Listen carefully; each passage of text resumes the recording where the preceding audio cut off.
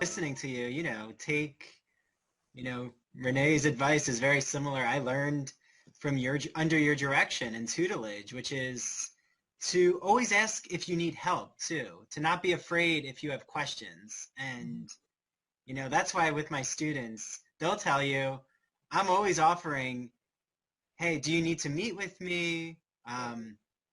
Here's resources. I know they're going to be analyzing Into the Woods soon.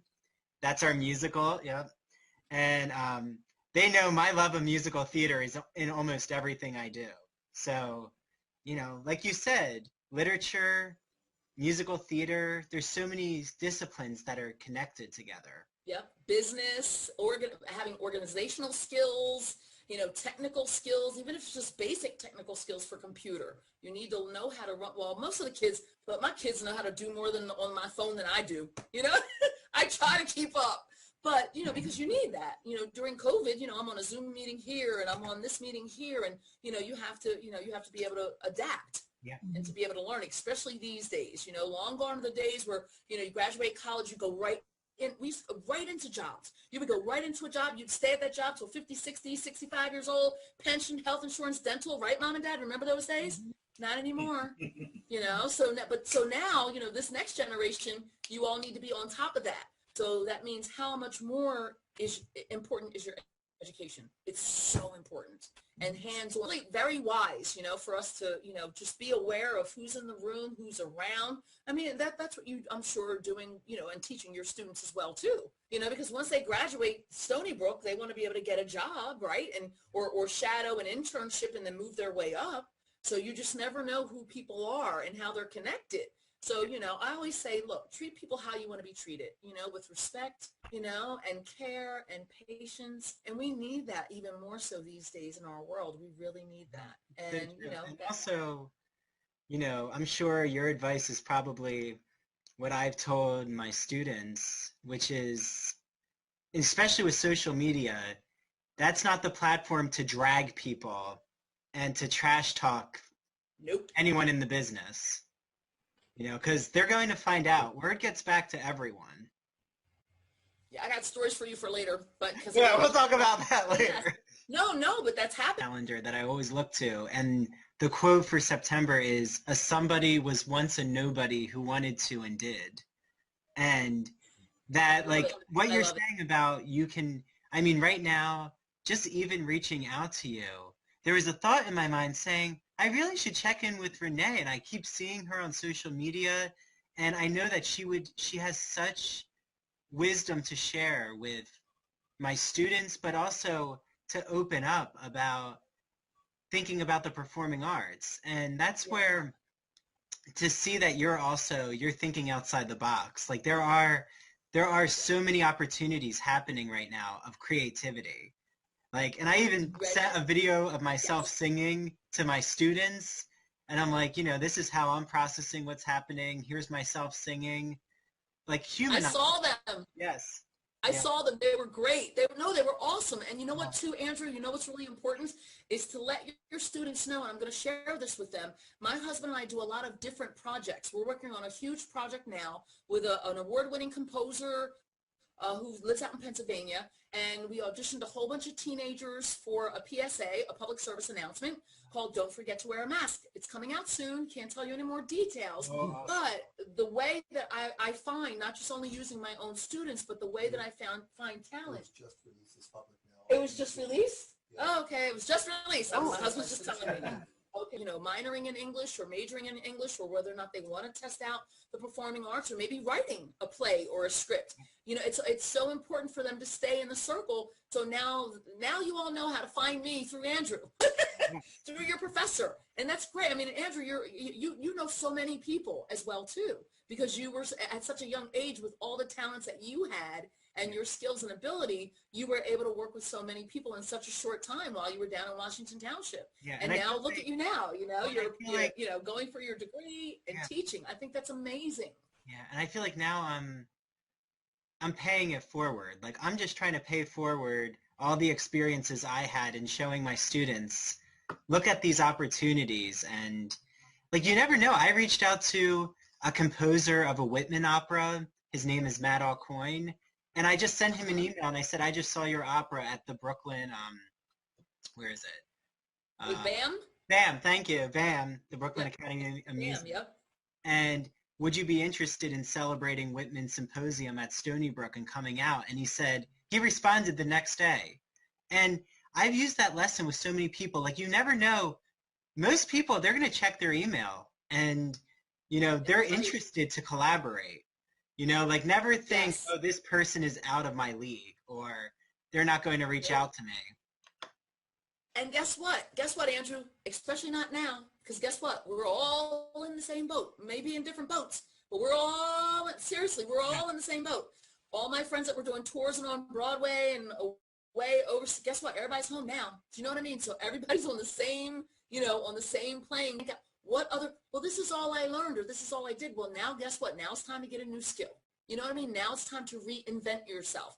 Now it's time to start doing talks. Now it's time to start giving back. Well, I don't teach. I can't teach. Okay, well then you better figure it out. Do you know what I mean? Some of the jazz musicians and stuff, like they've opened Birdland and a few other places, the Blue Note, those guys are all plexied up, all the musicians, they're playing live. And you can send them money through Venmo or whatever, but everybody has to pay their bills. You know what I mean? Everyone has families and things. Yeah. So they have to think outside the box, or else we're gonna leave so you two can keep going. But we really Thank you. We love that. You know what? The whole thing is pursue your passion. I agree with you. And yes, a lot of the younger people, they're not afraid to make a change in a job. Like how we were raised is that you stick with a job even if you don't like it. I hate to say that, but we notice those who are younger, they don't stay in something just for the sake of staying if they're not happy. And I think that's really important nowadays. And that's what we learned from COVID. Yes. To, think about it, be what's the word? Come on, Andrew, you're the English guy. Introspective? Yeah. Is that a word? Introspective. And anyway, and like look within of what makes you happy, because now that's the biggest lesson I think are learning from COVID is be happy and pursue what you really are passionate about. Definitely, because guess what? You can always make money. Money's going to come, money's going to go. Right. Yep. Right. It's true. Because, you can love what you do, but if you feel like you're not treated well from whomever is your employer, it's not good to stay there just for the sake of staying there. It's better to move on. This is true. For your own sake. Yes. That's what that's my takeaway from it. So true. Well, thanks for joining. Take care. You too. Take care of your dad. Blessings to you down in Washington Township. It was so good seeing you. Same here. Okay, take care. Bye. You've been talking about is that passion and bringing people together, thinking creatively, and realizing that you can do something with the skills you have. Like, I think the hardest thing that I've seen, just even from those who are at the university right now, is if you start to have a mental collapse and you feel emotionally depleted, like there's nothing you can do. And it's like what you said about your students. Some of them said, well, I can't perform on stage right now. What do I do? And I think that once you realize, like, even having this conversation with you right now, it triggers all the happy neurons that I'm experiencing. Like, oh, there's people who are trying to think creatively, and we are forming communities. Like, but again, that wouldn't happen if I was, addicted to watching my phone right now. Like, I wouldn't be sharing this experience. And, I think though, once people, that's why I keep saying to people, find the things that get you mentally stimulated and continue making sure you're in a positive space, because, the news is going to keep continuing. Like, it's an endless cycle. Sometimes you just have to go click. Sometimes you have to turn that off. Like, sometimes I can only watch it in bits. like after dinner. Like I don't do 11 o'clock news because then that's the last thing that's on my mind when I go to sleep. You know, I'd rather have, you know, being, you know, thinking about thankful thoughts of, oh, I'm thankful for today that I had this happen or that happen. And sometimes, you know what, guess what? Sometimes you just have to make yourself happy. Like you just have to, for me, it's like, okay, I'm putting on some music. Let me just dance. Let me go bang on the piano. Let me go bang on the cajon or on the drums. Like what makes, you know, what's going to help me to stay positive and upbeat, you know? Exactly. And or sometimes just looking at old pictures, you know, just looking at old stuff going, wow, I did those things. That's such a blessing.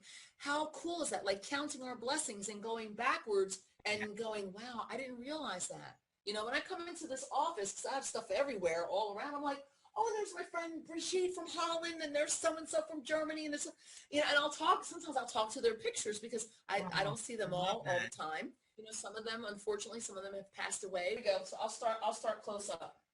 Here we go. Acapella on Broadway, Smokey Joe's. Bum, bum, ba-da-dum, bum, bum, bum, bum, ba-da-dum, bum, bum. They say the neon lights are bright on Broadway. They say there's always magic in the air. But when you're walking down the street and you ain't had enough to eat, the glitter rubs right off and you're nowhere on Broadway. On Broadway. On Broadway.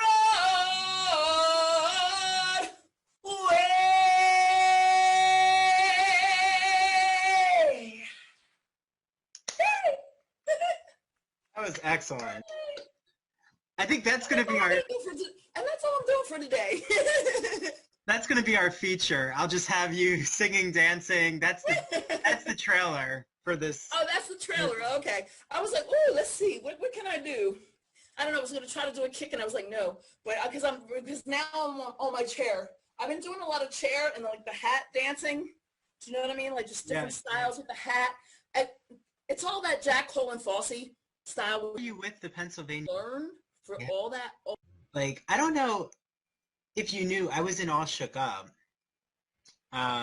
Ooh, what, that summer after Godspell, it was at Broadway Pittman Theater, and that was the longest run I had done. I think we were at 40 performances. Wow. Throughout the summer, and I started to kind of gain that, what would it be like to have 8 shows a week? And but I tell you, your body, like you could tell who was doing the work and who wasn't of warming up. Yep. And it's like, even though, like you said, it's a different schedule than film television. Right. Your body still, like at least my body, I had to be warmed up for it. Like even that day, like I wouldn't eat certain things like 2 hours beforehand. It's all right. And you have to drink, make sure you're hydrated. Oh, hydrate. And I hydrate all the time now. Just exactly. With my own self. But I thought it was such a good way of conditioning your mind, of even thinking like how to continue to stay organic. And right, because like I think it was into like probably performance number 20 where I'm like, at this time I entered this stage, and like and it becomes mechanical, but it can also, there's so much, like it's a new audience. So I would always think to myself, right when that overture started, this is a new audience. They're seeing this for the first time. Don't phone in this performance. Oh no, yeah, we used to get told that a lot. Like, back then it was faxing in the 90s. I love that. Don't fax the performance in. Don't fax it in. And with big shows, this is what I learned with big shows like Starlight Express, Joseph, the big dance shows, West Side Story, the huge big dance shows as when I did, you could not phone it in. You would injure yourself or someone else. If you're in the wrong spot, if you're not paying attention, if you don't take the notes from the dance captain and then your vocal captain, it can be dangerous. And then I remember Friday night we would do a show, then Saturday you're doing one, then Saturday night, then Sunday afternoon was like, You're like, okay, we're doing the breakfast show. We used to call it the breakfast show. Like, like you're like nobody. You're like, lip trills in the, you know, in the shower, and then not just doing the shows, that many shows if you're in a sit down production, but now you're on a tour. So you're going from Vancouver, Canada in the winter where it's 30 below zero to Miami, Florida, where it's 85, 90 degrees, like in 1 week. That was a challenge. That was interesting. And thank God for our production managers, stage managers, because they would tell us everything. Hey, look, we're getting ready to go somewhere cold. Make sure you get your vitamin C's. We would have our little steamers, our little, you know, inhaler steamers as well, too, to make sure you kept your vocal cords moist. You know, I mean, you know, sometimes we'd stay in the hotels, or they would get us the apartment hotels, and then you could put your wok and your stuff in your trunk. Like they would fly or drive all your extra stuff. So I remember in Joseph, we used to have, I used to call it, what did I used to call, what was it? Was it Saturday Night Fever? We would do Saturday Night Fevers where we'd put like extra glitter on and have disco music before the show. And then Sunday, because I didn't want to hear people bad-mouthing each other and some of the, you know, performers, they get on each other's nerves in the cast because that's your family. Yeah. So toward the end of the Joseph tour, I started doing, what was it, Jazzy Sundays or something. And I would just have my little boombox, my little CD player, and play jazz and classical music. It was like, nobody can talk. We're just listening to music. Because I didn't want to hear the garbage. Yes. Like, I was always like a positive person. I didn't want to hear somebody yelling about someone or an attitude. And then so one of the other girls was like, oh, I like the Sunday brunch. Like it was like Sunday jazz brunch. So she would have the stagehands pack her little cappuccino maker in her stuff, and then we would have like little cappuccinos, and as we're like doing our Joseph makeup and getting ready, that was fun. So we used to have Saturday Night Fever, which was like, you know, disco music going on and glitter everywhere. Like sometimes we weren't allowed to have too much glitter on the makeup because, as you know, your makeup is trademarked and copyrighted, your costumes are trademarked and copyrighted, your hairstyle, your wig, you can't start changing stuff up. Even though some of us did a little bit. And then production stage manager would go, oh, Renee, that's a really cute little glitter thing. Yeah, you can leave it on for now, but you have to take it out. And I was like, okay. You know, because you're doing the same show day in and day out for years at a time. My husband and I did some of the shows we did for years. Yeah. For a long time. But I love like how you just, because I think I carried the training that you gave me and I had in my other musical theater training, and I think especially back to the rock school where, yes, I had the choreographers who were smoking. I mean, that was traditional in ballet school. But at the same time, though, you had to show up. You had to be there. You had to listen to notes. And even in high school, when I played Captain Von Trapp, I was, to prepare for that character, I guess it was maybe very method, but I would want to be like by myself reading a book. You know, the track for his part, he's not on stage until 30 minutes in. And I always found those to be the hardest.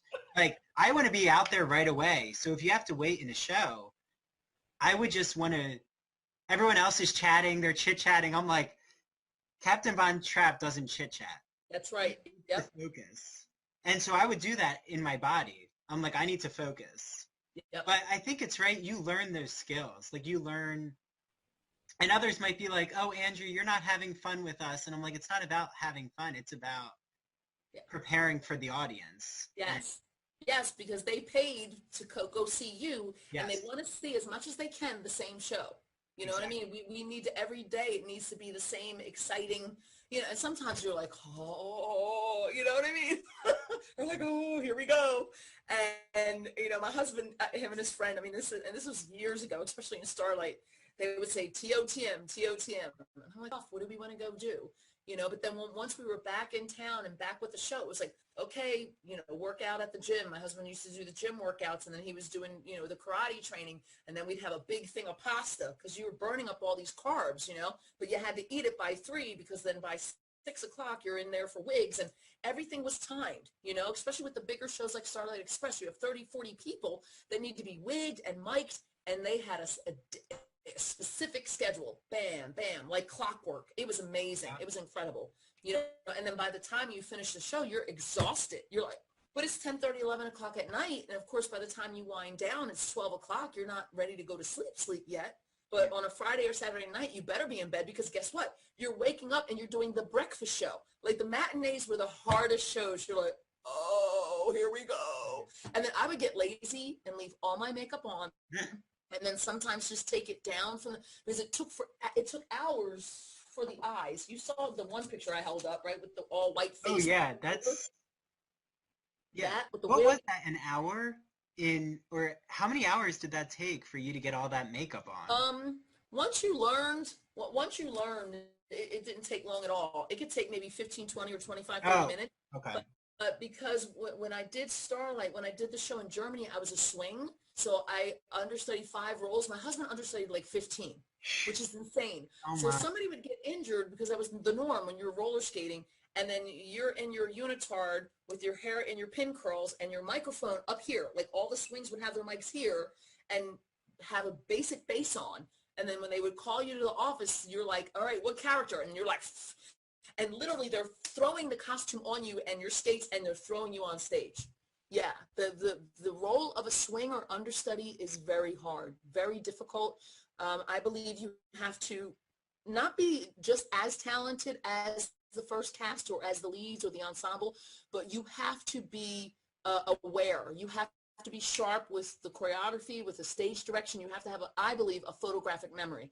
Because if you don't and you're in the wrong spot, like with that show in Joseph, you will injure someone.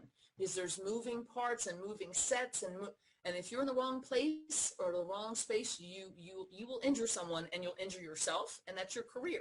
So when I was a swing, I took it seriously, or an understudy. And then as I got older and people started asking me to dance captain, because then when I dance captained Smokey Joe's Cafe, that was a big show to dance captain in Europe. And they had all just come from the New York company and the other companies. So they're like, oh, well, I don't feel like doing this today. I'm like, well, you know what? Joey McNeely and them could fly in at any time. And it's my fault if you don't do the proper arm. It's my fault. They will yell at production stage manager and dance captain. Why does the show look a mess? So that was like my responsibility. So I would tell them, all right, that's great. Well, we're going to Switzerland tomorrow. We're in Zurich for like 3 weeks. Either you guys can take the note or we'll just have rehearsals all day. Yeah. And it only took them one day to have, we had rehearsals all day, this one day, and they were over it. Like they finally fixed it. And I was like, and now you can go see the castles and have fun. Yep. Because we would, you would have your whole day off. So think about it. You're in Zurich, Switzerland for 3 weeks and you only have a night show to do. How easy is that? Yes. You know what I mean? You can go to the cafe, you can go shopping. That's what I was doing at the art museums, on the little lakes between, Zurich, and it was gorgeous. At the I think this is why I gravitate towards you so much, Renee, is because I share that work ethic, and I learned that from my family, and it's also what I've carried into teaching is they're so related, the professions, teaching and they're so connected. Like when you show up how I would prepare for a show is how I prepare as an instructor. Yes.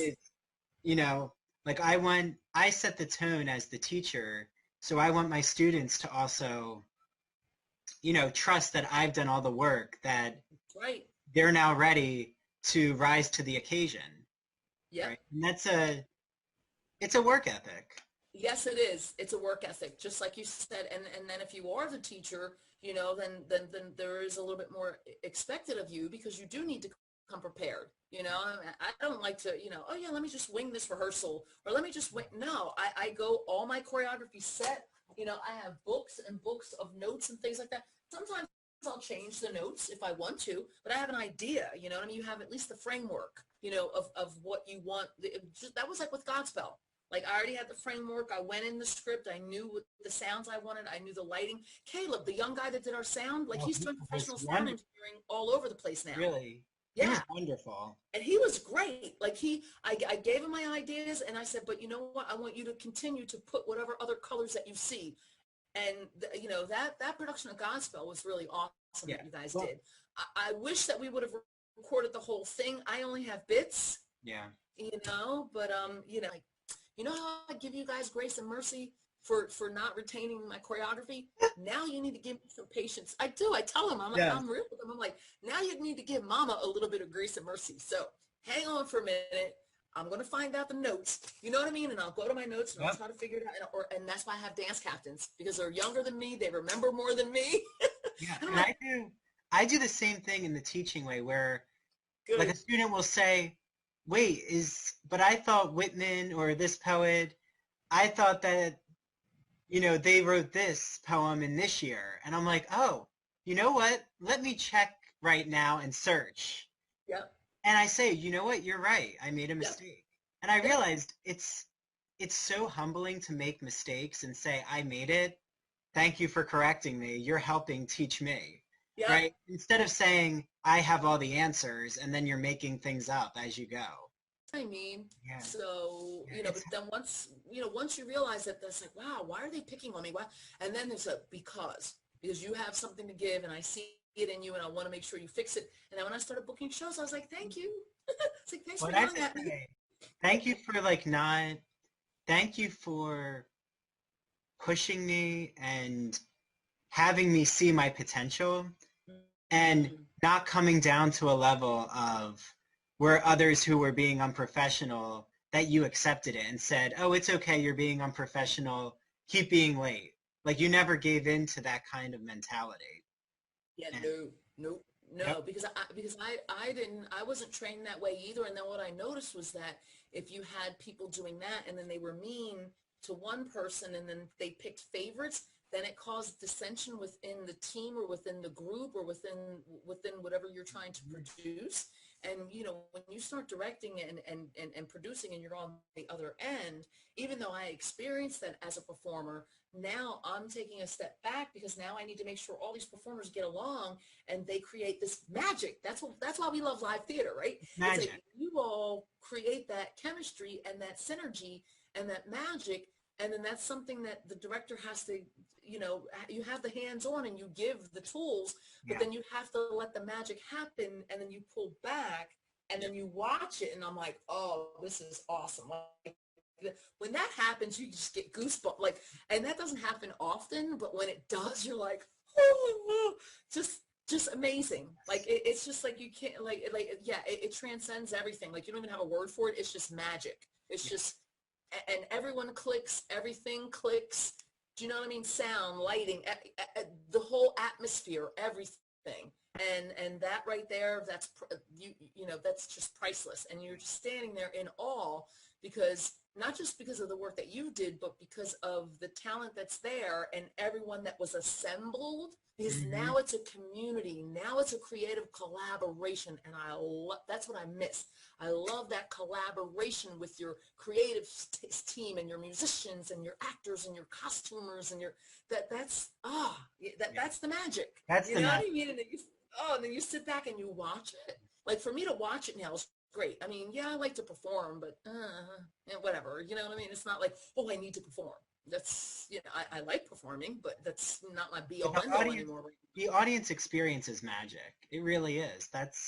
And that's why I would think about when, you're going into performance 30 or 40, 50, especially, I'm sure, once you get to performance 100 of the same show, like, and your, husband kept saying, magic exists in so many different moments. And within your family, there's magic. And, you know, there's magic of seeing live theater, but even performing, I would always just think about, Andrew, remember when you first saw Guys and Dolls when you were 3 years old? Because that's when I first saw a musical. Yeah.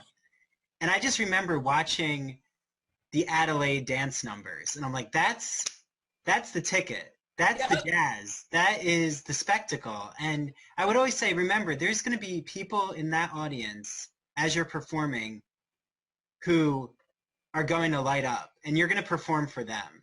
You're performing for that younger Andrew. So even though you might be tired, right? Yep. You're exhausted.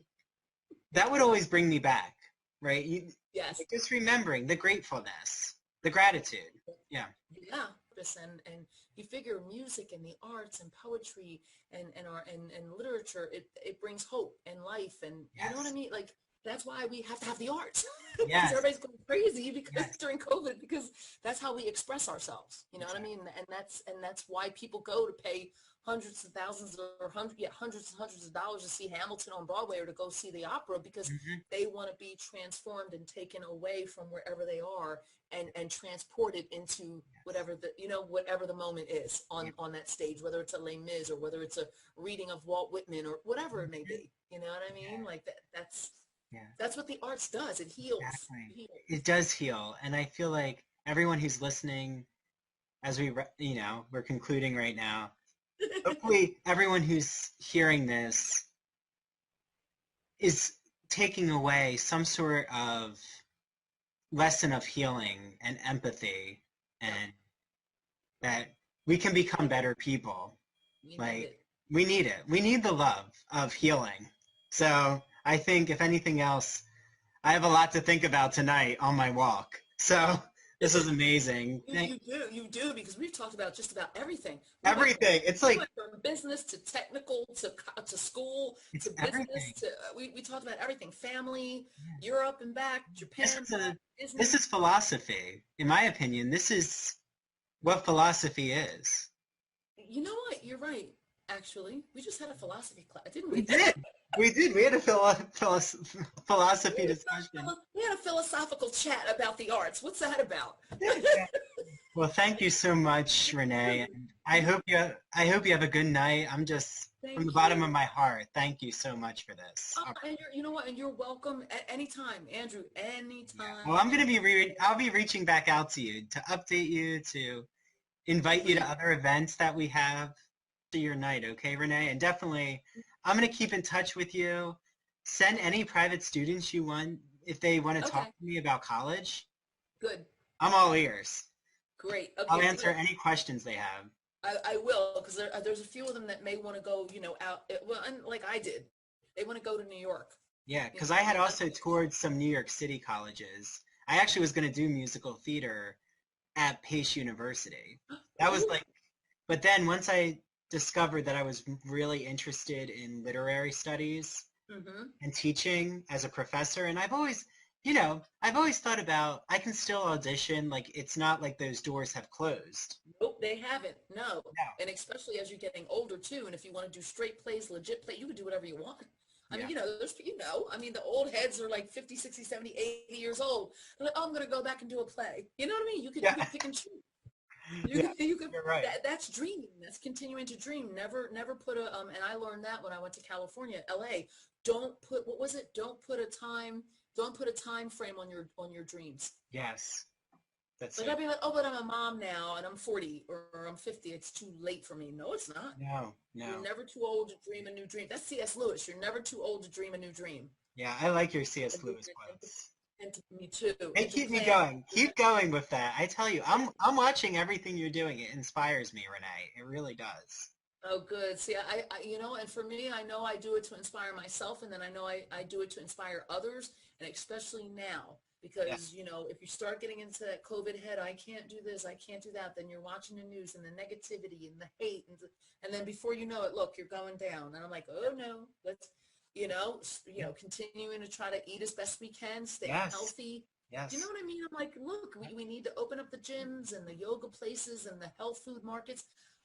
We need that because we need to stay healthy. You know what I mean? If we're going to fight, physically fight the COVID, but then mentally as well and emotionally, we need to stay uplifted. We can't just start, because then it just gets negative and nasty. Exactly. And I don't like it. You know what I mean? I try to stay away. I know. I try to, and I also learned too, some people, if there are people who are bringing me down, it's okay for me to say, I need a break. Yes. Yep. You said goodbye. I love you, but nope. And you can love somebody. I mean, and they can even be in your own family. Seriously. Oh yeah, and some are in my family. Me too. And I'm like, I love you, but no. I love you, but gotta go. Like, we're not going to have this discussion, or we're not going to have this argument. I love you. I respect you, but no. Yeah. Oh yeah. Sometimes you have to. Yes. You have to. Yes. You have to continue to keep healthy boundaries. Yes, exactly. And that keeps you uplifted. Yeah. Because you know what? Guess what? As we found out from COVID, life's too short. Yes. That's a life is too short. And it's like, oh no, no, the boundaries have to stay up because I need to stay focused on what I'm doing in this household for my husband and my teenagers and my family and my students and whomever else, the ripple, you know how you do, you do the ripple effect, whoever else, you have a huge responsibility. You have yourself, and then you have your family and your extended family and friends and your students. Yes. You have your students. They're the future. They're the next generation.